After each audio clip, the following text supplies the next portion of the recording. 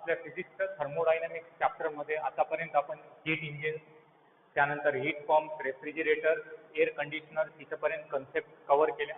आता आपण second law of thermodynamics काय आहे ते बघू. Second law of thermodynamics.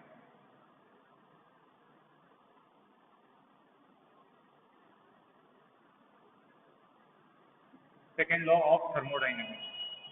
Second law of थर्मोडायनामिक्सला जाण्यापूर्वी फर्स्ट लॉ काय आहे आणि त्याचे ड्रॉबॅक्स काय आहे ते समजून घेणं खूप महत्त्वाचं आहे. फर्स्ट लॉ ऑफ थर्मोडायनामिक्स काय, असं कोणतं महत्त्वाचं स्टेटमेंट नाही थर्मोडायनामिक्सच्या लॉजला, लक्षात असू द्या. फर्स्ट लॉ काय सांगते, heat can be converted into work और work can be converted into heat. हे आहे फर्स्ट लॉ ऑफ थर्मोडायनामिक्स. हे काय करते, हीट आणि वर्क डन मध्ये मॅथमॅटिकल रिलेशन देते. पण फर्स्ट लॉ ऑफ थर्मोडायनामिक्सचं एक शॉर्टकम हे आहे की हे फक्त कंडिशन्स आपल्याला देते, एखादी प्रोसिजर होते की नाही हे आपल्याला फर्स्ट लॉ सांगू शकत नाही. सपोज फॉर एक्झाम्पल, इथं सिंक आहे, त्याचा टेम्परेचर TC, इथं सोर्स आहे, त्याचा टेम्परेचर TS. तुम्हाला तर माहिती आहे सोर्स हायर टेम्परेचरला राहते, सिंक लोअर टेम्परेचरला राहते. सोर्सला आपण हॉट रिझर्वायर म्हणतात, सिंकला कोल्ड रिझर्वायर म्हणतात. आता आपल्याला रेफ्रिजरेटर मध्ये काय करावं लागते, सिंक कडून सोर्सकडे हीट ट्रान्सफर करावं लागते. ऍक्च्युअली हे नॅचरली पॉसिबल आहे का? नॅचरली हीट कधीच lower temperature to higher temperature flow करणार, म्हणजे हे फर्स्ट लॉ ऑफ थर्मोडायनामिक्सचा ड्रॉबॅक आहे. स्पॉन्टॅनियसली एनर्जी कधीच lower temperature to higher temperature flow करणार. ते नॉन स्पॉन्टॅनियस फ्लो आहे, त्याला आपल्याला काही ना काही वर्क डन करू घालून फ्लो करू घालावं लागते, अदरवाईज ते होत नाही. हेच ड्रॉबॅक आहे फर्स्ट लॉ ऑफ थर्मोडायनामिक्स. ते सगळे कंडिशन सांगते फर्स्ट लॉ, पण एखादी प्रोसिजर होते की नाही ते सांगू शकत नाही.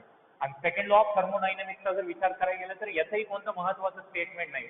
आपल्या मनानुसार येथे कितीही स्टेटमेंट आपण तयार करू शकता. हीट इंजिनसाठी स्टेटमेंट तयार करू शकता, रेफ्रिजरेटरसाठी स्टेटमेंट तयार करू शकता.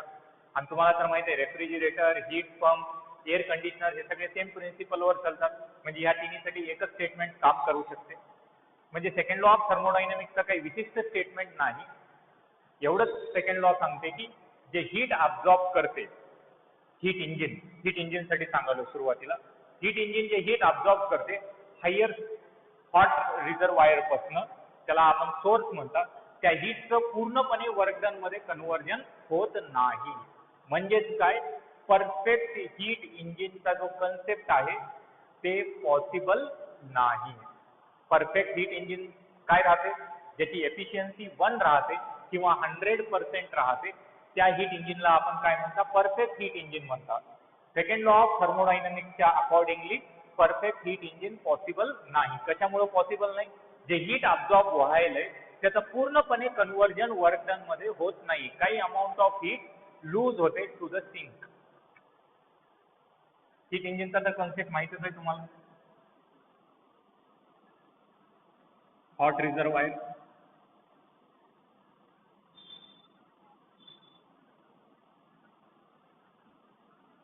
आपला वर्किंग सबस्टन्स,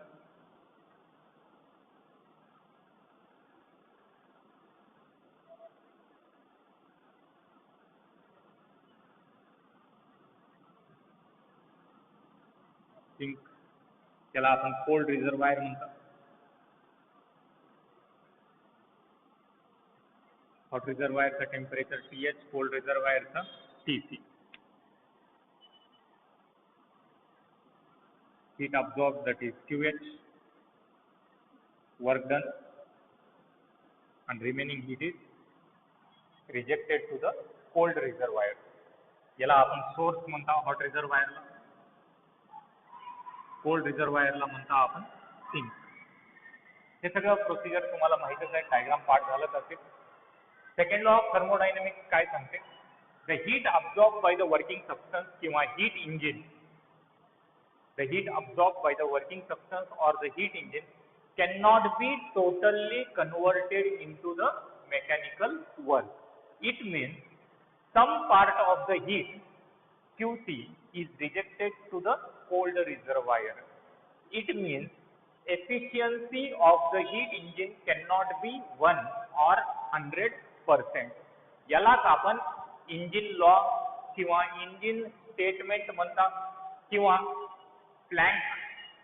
प्लॅंक लॉ म्हणतात किंवा फर्स्ट फॉर्म ऑफ थर्मोडायनामिक्स ही म्हणू शकता. The heat absorbed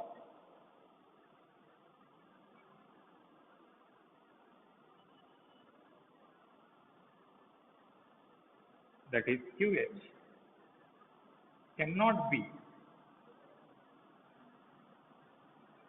totally converted into mechanical work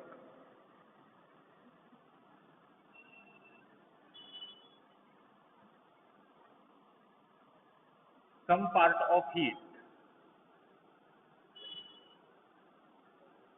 किंवा म्हणू शकता रिमेनिंग पार्ट, वर्क डन झाल्यानंतर जे हीट उरते remaining part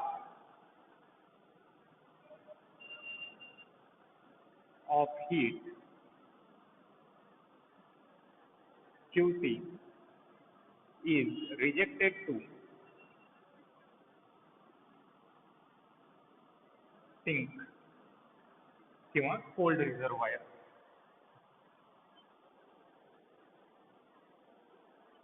This statement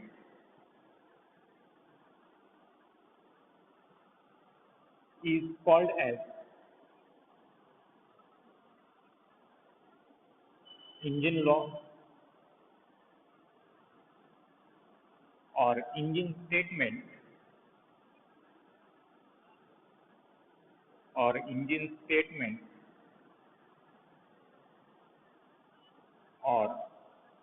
Kelvin-Planck statement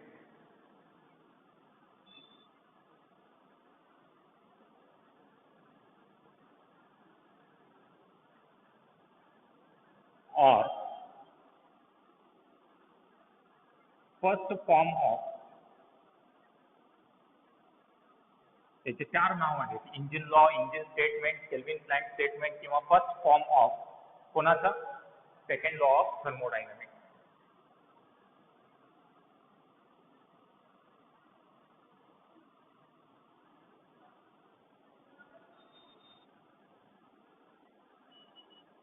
first form of second law of thermodynamics म्हणजे सेकंड लॉ काही सांगते आपल्याला, परफेक्ट हीट इंजिन पॉसिबल नाही.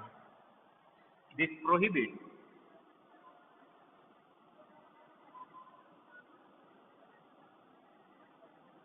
the possibility of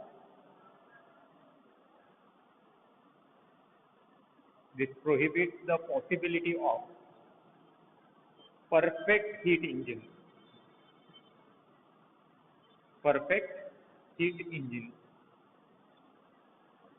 This prohibits the possibility of perfect heat engine, that is efficiency cannot be 1 or percentage मध्ये जर म्हणलात तर 100%. Heat इंजिनची efficiency 1 किंवा 100% कधीच होऊ शकत नाही. आणि जर ते परफेक्ट हीट इंजिन असेल तर त्याचा एनर्जी फ्लो डायग्राम असा आहे. Hot reservoir,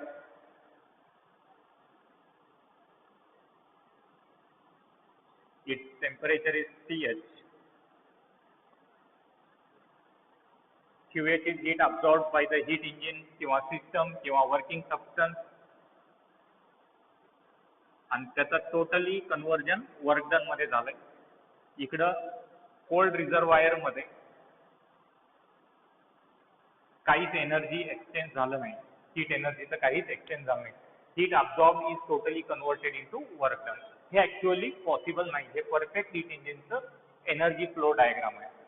perfect heat engine hypothetical concept आहे, ऍक्च्युअली पॉसिबल नाही. हे काय आहे, practical heat engine. Practical heat engine, चला लिहून घ्या. सेकंड लॉचे आपल्या मनानुसार कितीही स्टेटमेंट्स आपण जनरेट करू शकता, असं काही विशेष स्टेटमेंट नाही. रेफ्रिजिरेटरसाठी आपल्या मनानुसार आपला वेगळं स्टेटमेंट आणू शकता आपण. हे लिहून घ्या चला. हे कोणाबाबतीत होतं? Second law of thermodynamics heat इंजिनसाठी.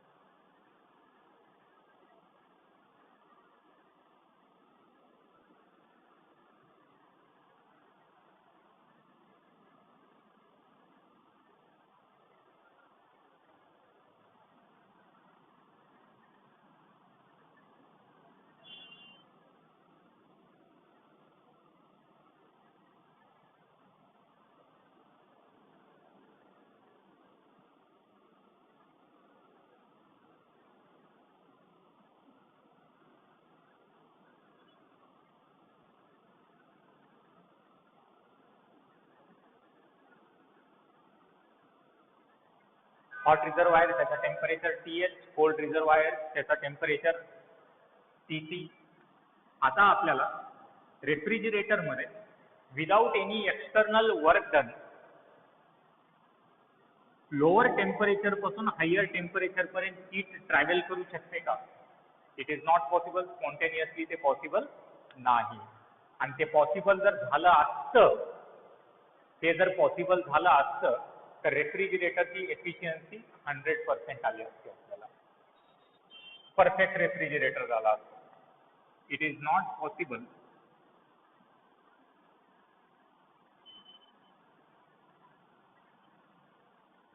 to flow the heat from lower temperature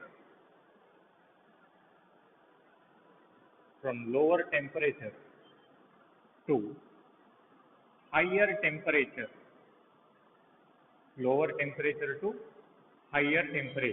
without any external work input. External work done केल्याशिवाय हीट लोअर टेम्परेचर पासून हायर टेम्परेचर पर्यंत फ्लो करू शकतच नाही.